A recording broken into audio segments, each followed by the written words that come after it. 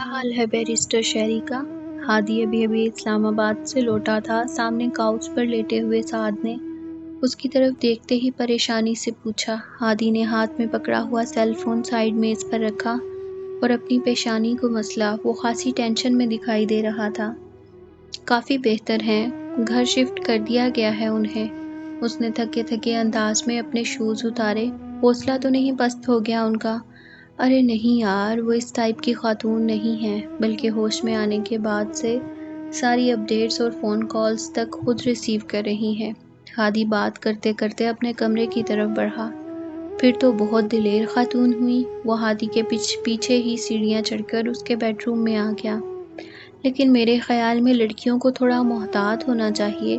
ضرورت سے زیادہ خود اعتمادی اور بہادری بھی کبھی کبھی انسان کو ڈبو دیتی ہے۔ اس نے وارڈروب کھول کر اپنا ایک شلوار سوٹ نکالا۔ کچھ پتہ چلا کس کی گھٹیا حرکت ہے یہ؟ سعد دونوں بازو سینے پر باندھ کر اس کے سامنے آن کھڑا ہوا۔ کمال کرتے ہو سعد، کیا تمہیں نہیں پتا اس حد تک کون گر سکتا ہے؟ ہادی نے ہینگر سے سوٹ نکالتے ہوئے حیرانگی سے اس کی طرف دیکھا، جیسے اس سے اس سوال کی توقع نہ کر رہا ہو۔ لیکن کنفرم تو نہیں ہے نا؟ سعد اس کا اشارہ سمجھ چکا تھا۔ کم آن یار، ساری دنیا جان چکی ہے کہ یہ بزدلانہ کارروائی کس کی طرف سے ہوئی ہے۔ وہ کیسے؟ جس وقت بیرسٹر شہری پر حملہ ہوا اس وقت میر حاکم صاحب نے بڑے شاہ جی کے مزار کے باہر کھلی کچہری سجا کر بیٹھے تھے۔ ہادی نے طنزیہ انداز میں اس کی معلومات میں اضافہ کیا۔ تو اس کا کیا مطلب ہوا؟ سعد نے الجھ کر اس کا چہرہ دیکھا، تاکہ لوگوں کو یہ بتا سکیں کہ وہ تو اس وقت عوام کے مسائل سننے میں مصروف تھے۔ ہادی نے بیزاری سے سر جھٹکا۔ یہ بات تو کسی گدھے کو بھی پتا ہے کہ ایسے لوگ خود تھوڑی سامنے آتے ہیں۔ انہی کے پالتو گنڈے ان کے ایک اشارے پر گردنیں اڑا دیتے ہیں لوگوں کی۔ سعد نے منہ بناتے ہوئے ہادی کے کمرے کی کھڑکی کھولی اور سامنے کا منظر دیکھ کر اسے دھچکا لگا۔ درِ شہوار کے کمرے کی لائٹ جل رہی تھی اور کچھ فٹ کے فاصلے پر اس کے بیڈ کی چادر کا پرنٹ تک واضح نظر آ رہا تھا۔ سعد ہلکا سا جھجک کر پردے کے پیچھے ہوا، کیونکہ اس کے بیڈ کے آس پاس کچھ گھر کی خواتین کھڑی تھیں اور کسی بھی لمحے ان میں سے کسی کی نظر پڑ سکتی تھی۔ درِ شہوار کو ڈرپ لگی ہوئی تھی اور اس کا نقاہت زدہ چہرہ چیخ چیخ کر بتا رہا تھا کہ وہ اچھی خاصی بیمار ہے۔ سعد نے جلدی سے پردہ برابر کیا۔ کیا ہوا؟ ہادی نے واش روم سے نکلتے ہوئے حیرانگی سے اس کا پریشان چہرہ دیکھا۔ وہ کسی سوچ میں گم تھا۔ کچھ نہیں، ہمسایوں کے کمرے میں نظر پڑ گئی تھی۔ ہاں، ان محترمہ کی خاصی عجیب عادت ہے جان بوجھ کر یہ کھڑکیاں کھلی رکھنے کی، اس لیے میں اکثر اب بند ہی رکھتا ہوں۔ ہادی نے منہ بنا کر ہیئر برش اٹھایا اور اپنے بال بنانے لگا۔ مجھے لگتا ہے کہ وہ خاصی بیمار ہے، ڈرپ لگی ہوئی تھی اسے، سعد نے ہلکا سا جھجک کر بتایا۔ تھینکس گاڈ، کچھ دن تو گھر میں ٹک کر بیٹھے گی۔ ہادی نے یہ مذاق اڑاتا انداز سعد کو اچھا نہیں لگا۔ بہت بری بات ہے ہادی، وہ بیچاری واقعی کافی بیمار ہے اور تم اس کا مذاق اڑا رہے ہو۔ اس نے فوراً طرفداری کی۔ بیرسٹر شہری بھی کسی کی بیٹی ہے جس پر بے دردی سے گولیاں چلائی گئی تھیں۔ تم اس کی شکل دیکھو ذرا جا کر۔ ہادی نے اسے لاجواب کر دیا۔ لیکن اس میں درِ شہوار کا تو کوئی قصور نہیں۔ سعد نے نظریں چرائیں۔ اس خواہ مخواہ کی فیور کی وجہ پوچھ سکتا ہوں؟ ہادی نے جانچتی ہوئی نگاہوں سے اس کی طرف دیکھا۔ ویسے ہی بات کر رہا ہوں یار، تم تو وکیلوں کی طرح جرح کرنے لگتے ہو۔ سعد نے زبردستی مسکرا کر اسے مطمئن کرنے کی کوشش کی تھی۔ ظاہر ہے وکیل ماں کا بیٹا ہوں، جرح تو کروں گا ہی۔ ہادی کا موڈ اب کچھ فریش ہو گیا تھا۔ اچھا چھوڑو، نیچے چلتے ہیں، گل خان نے بہت مزے کے فرائیڈ رائس بنائے ہیں۔ سعد نے اپنی طرف سے بات ختم کی تو ہادی بھی سر ہلا کر اس کے پیچھے چل دیا۔ بیا، کوئی ٹینشن ہے آپ کو؟ طوبہ چائے کی ٹرے لیے اندر داخل ہوئی تو اس نے انابیہ کو کسی سوچ میں گم پایا۔ اس کے نوٹس سامنے کھلے پڑے تھے، جبکہ دھیان کی کھڑکیاں کہیں اور کھلی ہوئی تھیں۔ وہ اپنی سوچوں میں اس قدر محو تھی کہ اسے طوبہ کی آمد کا بھی پتہ نہیں چلا۔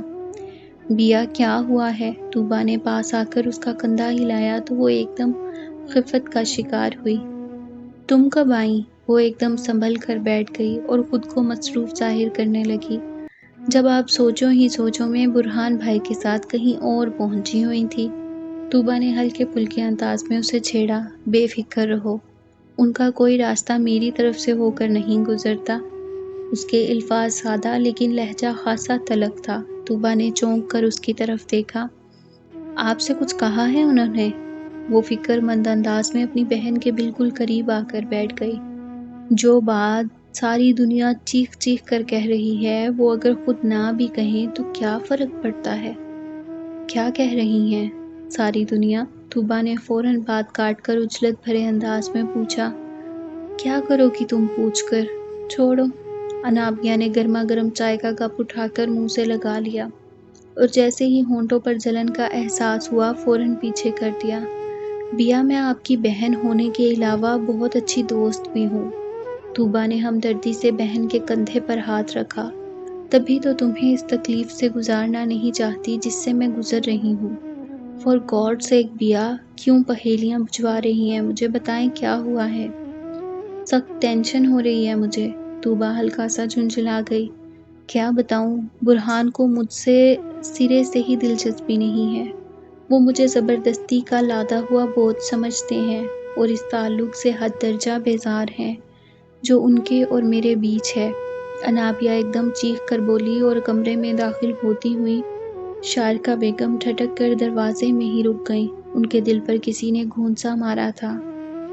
تو کس میں دلچسپی ہے انہیں؟ طوبا کی آواز کسی گہرے کنویں سے نکلی۔ مناہل قریشی میں۔ مناہل؟ وہ کون ہے؟ آپ کو کس نے بتایا؟ طوبا نے پریشانی سے پوچھا۔ مجھ سے سینئر ہے اور سارا کیمپس جانتا ہے سر برہان اور مناہل کے درمیان کیا چل رہا ہے۔ انابیہ کا لہجہ رنجیدگی میں ڈوبا ہوا تھا۔ تو آپ کو بتانا چاہیے تھا اسے جا کر کہ آپ کے اور برہان بھائی کے درمیان کیا رشتہ ہے۔ طوبا کو ایک دم ہی غصہ آ گیا۔ تو اس سے کیا ہوگا؟ وہ استہزائیہ انداز میں گویا ہوئی۔ تاکہ اسے پتہ چلے کہ وہ غلط کر رہی ہے اور کسی کے حق پر ڈاکہ مارنا کوئی اچھی بات نہیں۔ اگر برہان نے خود اس کی طرف پہل کی ہو تو؟ انابیہ نے تنزیہ نگاہوں سے اپنی بہن کی طرف دیکھا جس کا بس نہیں چل رہا تھا کہ وہ اس کے لیے کچھ کر گزرتی۔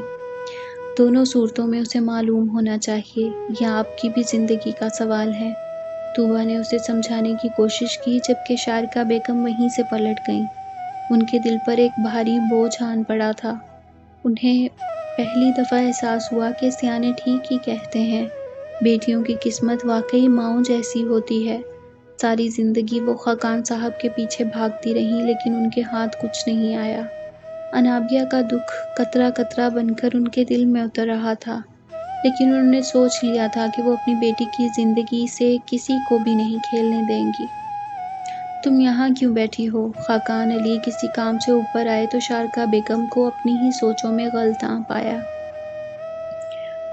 وہ ہلکا سا چونکی۔ اچھا ہوا آپ آ گئے، ایک ضروری بات کرنی ہے مجھے آپ سے۔ وہ فیصلہ کن انداز میں کھڑی ہوئی۔ لیکن میں تو اسلام آباد کے لیے نکل رہا تھا، انہوں نے ریسٹ واچ میں ٹائم دیکھتے ہوئے مصروف انداز میں کہا۔ 1 گھنٹہ لیٹ بھی ہو جائیں گے تو کوئی فرق نہیں پڑے گا۔ ان کے لہجے میں کچھ تھا جو خاقان جیسا گھاگ بندہ ایک لمحے میں سمجھ گیا۔ اچھا چلو، لیکن خدا کے واسطے اپنی اور ندرت کی کسی نئی لڑائی کا قصہ مت چھیڑ لینا۔ اپنے کمرے کی طرف بڑھتے ہوئے انہوں نے وارننگ دی، کیونکہ وہ جانتے تھے کہ شارکا کی اپنی سوتن ندرت سے بالکل نہیں بنتی تھی اور دونوں ایک دوسرے کی شکایت لگانے کا کوئی بھی موقع ہاتھ سے جانے نہیں دیتی تھی۔ اسی لیے تو کہہ رہی ہوں کہ اپنی اولاد کے لیے ابھی سے سوچ لیں، ایسا نہ ہو ندرت جیسا کوئی عذاب آپ کی بیٹیوں کو بھی بھگتنا پڑ جائے۔ ان کے سرد لہجے پر وہ چلتے چلتے جھنجھلا کر رکے۔ فوراً مڑ کر شارکا بیگم کی طرف دیکھا۔ شارکا کے چہرے پر اس وقت چٹانوں کی سی سختی محسوس کر کے خاقان کا اگلا جملہ ان کے حلق میں ہی دم توڑ گیا۔